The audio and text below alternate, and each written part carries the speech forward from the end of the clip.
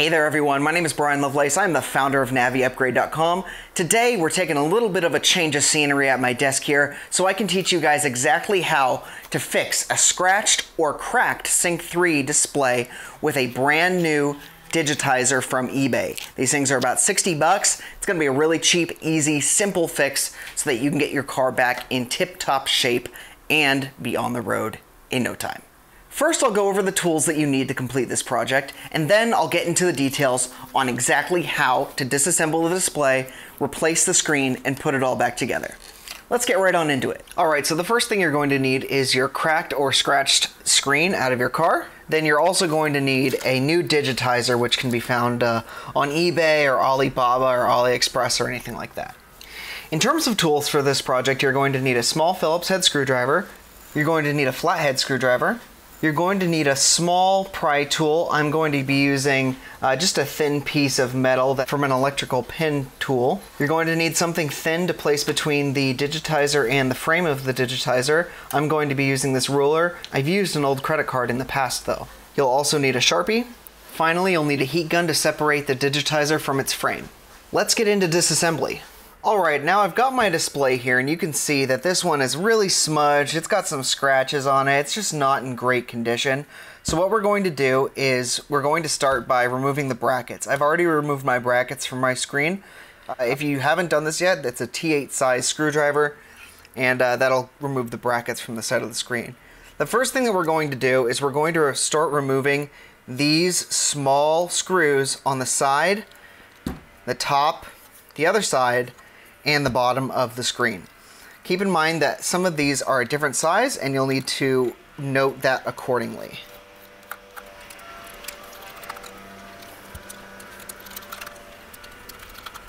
So the screws on the side are the same size and the screws on the bottom and top are a different size, so keep them separated.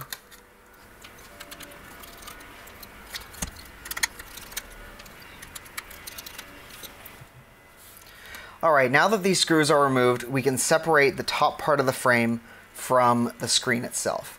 This should just lift off just like this.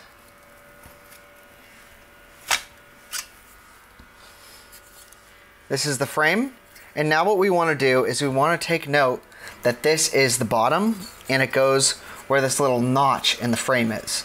So it'll go like that when we start to reassemble it. Alright, so now we're going to flip over to the other side. And we're going to start separating this just like that.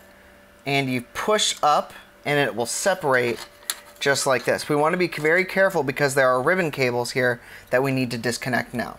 Alright, as you can see for this ribbon cable, there is a little bar that it goes into here. So what I'm going to do is I'm going to use my flathead screwdriver, my small flathead screwdriver, and I'm going to pry up on this bar until it flips up, just like that. And then I gently remove this ribbon cable by pulling on it. Now we can set the screen portion right here and we'll see that there is another part of the Digitizer here that has a similar ribbon cable. So what we're going to do is we're going to come from the side, we're going to lift up on that tab again, we're going to gently lift up and out. Now we can set this aside so that we can make room for this. Alright, now that we have our screen and our Digitizer in one place like this, what I'm going to do is I'm going to take these two tabs that are right here, and I'm going to bend them outwards just like that, and then right here, bend these out just like this. And now what we're going to do is we're going to start working our way around this screen and removing all of these little tabs that hold the screen onto itself. And this is where we start to bring in our little pry tools. So I'm going to be using these pin connectors, these electrical pin tools to try and get under here and lift up. If you can't get up on one place, start at another place and you'll have a little bit more success. So as you can see, I lifted that one up and out, and I'm going to lift this one up and out. Perfect. And if they come all the way out, just be careful because as you start moving and taking them off around the edges, you might have less luck and need to be able to pry in multiple places at a time. It looks like we're doing pretty well here though, so we'll see how this goes. Okay. And now as you can see, we're on the bottom. Slightly lift out there, slightly lift out there. Oopsies. Okay, and now, as you can see, this panel will lift out like that. Keep in mind that this comes through here, just like that. So when you reassemble, you'll be able to reassemble it properly. Okay, now we're at a different part of the installation. Now that we've gotten this panel off, we can actually start to remove this digitizer here. And the way that we're going to remove this digitizer is we're going to take note by using a Sharpie. And on this frame, I'm going to write that this is the bottom. Now the next thing I want to do is there are still more tabs along here to remove the LCD from the frame. So what we're going to do is we're going to slightly lift up on these tabs, just like that.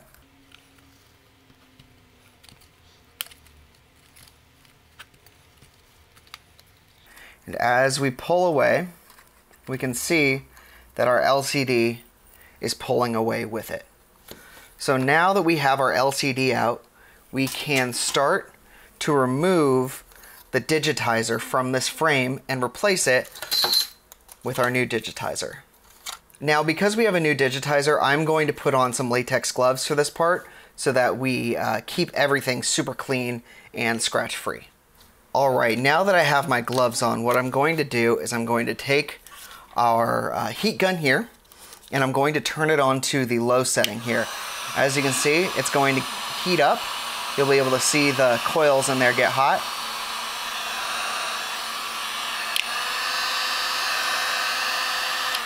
Okay, now what we're going to do is we're going to heat evenly around the frame.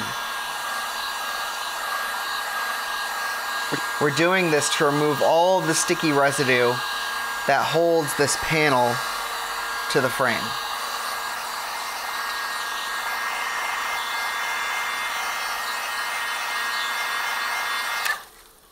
All right, now that we've heated up the digitizer, what we're going to do is we're going to take our wedge tool. I'm going to be using this ruler. The last time I did this, I actually used an old bus pass that I had. And I'm just going to put it in between here and kind of start working my way back down and then back up and around. The glue is very warm. And actually the frame's pretty hot, so be careful while you do this. And you can actually feel this thing separating from the frame. The frame will be hot as well, so be very careful. Okay, so now that we've got our digitizer out, we can set it aside. And now what we need to do is we need to just clean up all of the leftover adhesive on here. Should be pretty easy to do, especially while it's warm. It'll just peel right off.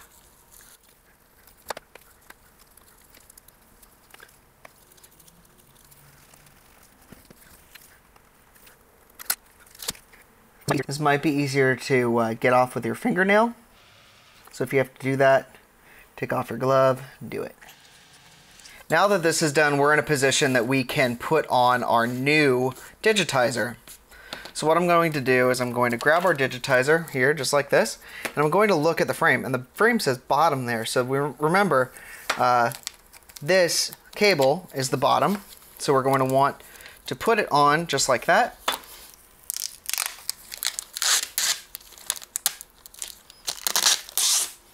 Okay.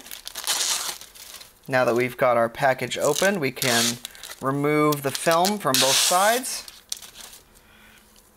And now what you'll see is there's an area on the back here that has sticky tape. So what we're going to do is we're going to say, okay, that's the bottom again, right? And what we're going to do is we're going to grab a part of the sticky tape here. And try to hold everything from the edges of the screen as much as you can. And then I'm going to remove everything just like that. Now hold from the edges still. Again, double check that that's the bottom. And we start, sorry, I just want to clear this area just a little bit. We're going to want to make sure that we get the edges, sorry, my head's in, if my head goes into the frame for a second, get the edges all the way guided to the frame of this. Okay, and we've done that, and what we can do is we can just push down and give some nice even pressure along the edge where the sticky stuff is, where the sticky tape is. Going to double check the back to make sure there isn't anything, any residue on the back here. Looks like we have a little bit of a piece of stuff back here. Okay, got that little film off. And we just want to make sure there isn't anything on the back side of this display that's going to be interfering with how it interacts with the LCD. So now that this is done, we can actually bring back our LCD here. Alright, so now that we have our LCD panel back, we have a good opportunity to check and make sure there's no dust on it. Looks like we're doing good here. So remember, these ribbon cables both have to be facing down, so we can push in just like that and lock everything back into place. Make sure we bend these tabs back just a little bit. Perfect, just like that. Now what we're going to do is we are going to grab this piece that separates the board for the LCD in here. And what I'm going to do is I'm going to put this ribbon cable through the bottom there. And then I'm going to guide this in here just like that. And then, okay. Now the goal is to get it so that all of these tabs lock into place. So what this needs to do is this needs to come up onto this side here. And it needs to lock into there, and this side needs to lock into here. Alright, so that's locked in. Now we can check the bottom, apply some pressure down there, and we're looking good here. And now what we can do is we can bring in the other part of our panel here. And the first thing that we're going to do, remember, is we're going to connect our digitizer up. So we align it up in here. I don't know if you can see, there's a couple tabs in there. And there's this almost like notch in this connector. So we align it up.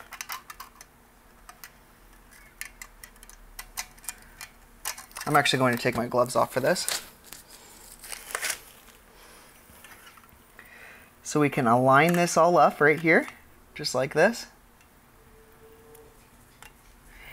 And this will just kind of set into the place of this flip connector here, and then we just flip this down just like that, and then we do the same for this connector right here. As you can see, there's a couple tabs on either side of this, so we want to get this into place nice and correctly. So we rest it in just like that, and then as we rest it in, we flip this down, and then it's seated nice and perfectly in there, that ribbon cable.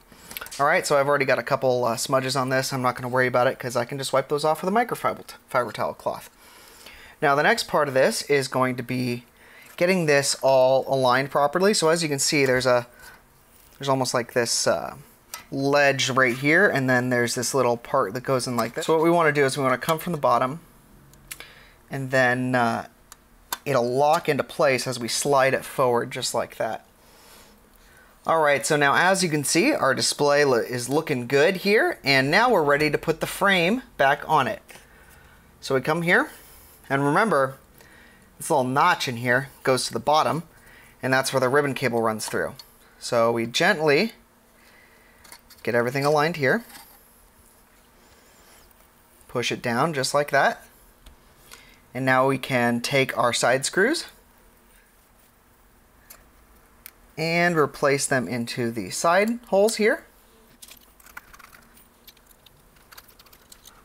Now to keep this sheath on, I'm going to do the top ones now.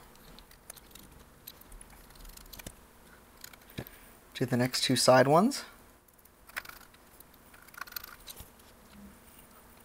And then we'll finish off with the bottom two screws. Alright, now that's it. We've completely replaced the Digitizer on a Sync 3 display. It looks good. We don't have any scratches, no cracks, nothing like that. And we can just get rid of this old one, throw it in the trash, and be on with our lives. So now what I'm going to do is I'm going to show you guys that it works on my bench tester here. All right, so we'll go to the back side here. And I'm going to take my accessory protocol interface module, otherwise known as an APIM, and I'm going to screw it to the back of this display. Takes 3 screws.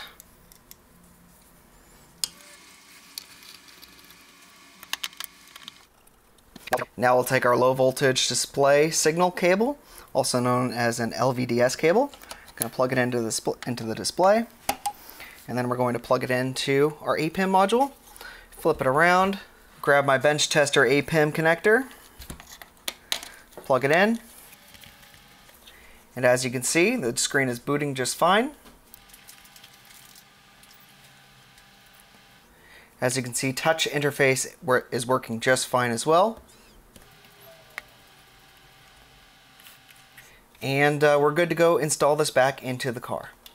Alright, thanks for watching my video about how to fix a scratched or cracked Sync 3 display by replacing the Digitizer. If you have any questions or comments, please leave them below. I'm always responding to people on there. And if you need anything for your Sync 3 upgrade, please check out my website, naviupgrade.com. If you like this video, please consider hitting that thumbs up button below and consider subscribing to the channel for more videos on Sync 3 upgrades and car stuff in general, because that's what I love to do. In the meantime, take care, and I'll see you on the next one.